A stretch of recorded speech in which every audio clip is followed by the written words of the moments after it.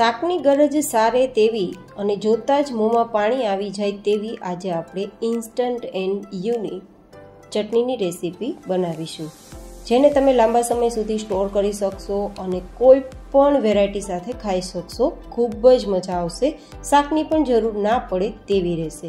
તો ચલો રેસીપી શરૂ કરીએ.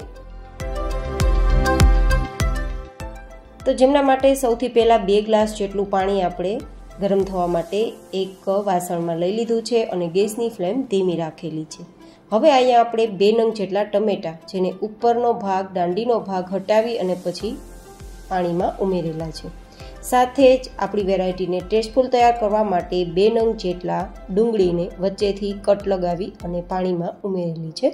તમે માત્ર ટમેટાનો ઉપયોગ પણ કરી શકો છો. હવે ઢાંકીને ટમેટાની છાલ ઉતરવા લાગે ત્યાં સુધી આપણે બોઇલ કરીશું.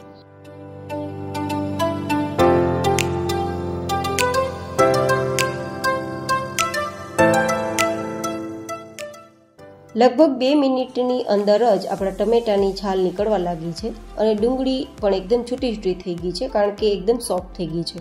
ટમેટાની છાલ જાતે નીકળવા લાગે ત્યારે સમજવાનું કે હવે ટમેટા એકદમ સોફ્ટ થઈ ગયા છે અને બફાઈ ગયા છે. તો ગેસની ફ્લેમ બંધ કરી નીચે ઉતારી લેશું અને થોડું હલકું હલકું ઠંડુ કરી લેશું, જેથી આપણે હાથ બિલકુલ દાઝે નહીં અને આપણી વેરાયટી એકદમ ટેસ્ટફુલ બને. તો થોડું ઠંડુ થવા દઈએ અને ઠંડા થઈ ગયા બાદ ટમેટાની છાલને કાઢી લેશું. એકદમ ઠંડુ થઈ ગયા બાદ મેં ટમેટાની છાલ કાઢી લીધી છે અને હવે તેને મિક્સર જારમાં લઈ લેશું અને પાણીમાંથી ડુંગળીને પણ કાઢી લેશું. અહીંયા પાણી ઉમેર્યા વગર જ આપણે ગ્રાઇન્ડ કરવાનું છે, પાણી ઉમેરવાનું નથી. તો ગ્રાઇન્ડ કરી લેશું.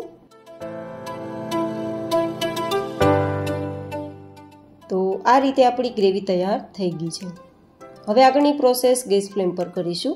તો જેમના માટે 1 ચમચી જેટલું આપણે તેલ અથવા ઘી ગરમ કરીશું. બને તો ઘીનો ઉપયોગ કરજો.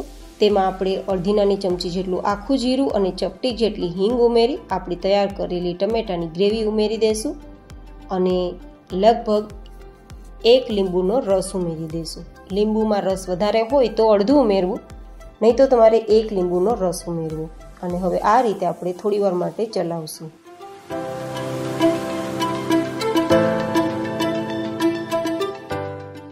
અને હવે તેમાં થોડા મસાલા કરવા માટે લગભગ 1/4 ટીસ્પૂન જેટલું નમક ઉમેરીશું.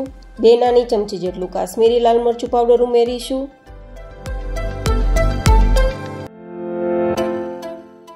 અને 2 ચમચી જેટલી ખાંડ ઉમેરીશું. તમે અહીંયા ગોળનો ઉપયોગ કરી શકો છો, પણ જો ચટણીને તમે સ્ટોર કરવા માંગો છો તો તમારે ગોળની જગ્યાએ ખાંડનો જ ઉપયોગ કરવાનો રહેશે. ગોળનો ઉપયોગ કરવાથી તેમાં પાણી થશે અને ચટણી ખરાબ થઈ જશે.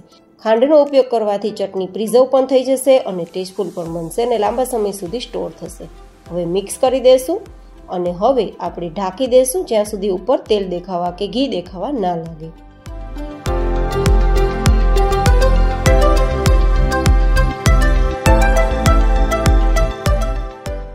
લગભગ 3-4 મિનિટ પછી આપણે ચેક કરીએ ને તો ઉપર આપણે જે તેલ ઉમેર્યું છે ને તે દેખાવા લાગ્યું છે. તો આપણી ચટણી એકદમ કૂક થઈ ગઈ છે. આ રીતે એકદમ પાકી ગયેલી ચટણી છે તેને તમે સ્ટોર કરી શકશો, બિલકુલ ખરાબ નહીં થાય. અને આ ચટણી શાકની ગરજ સારે તેટલી ટેસ્ટફુલ બનશે. કોઈ પણ વેરાયટી સાથે ખાશો ખૂબ મજા આવશે. ઘણીવાર શાકમાં શું બનાવવું તે પ્રશ્ન થતો હોય ને તો પણ તમે આ ચટણી બનાવજો અને લાંબા સમય સુધી સ્ટોર રાખજો, કંઈ ખરાબ નહીં થાય અને ખૂબ જ બધાને ભાવશે.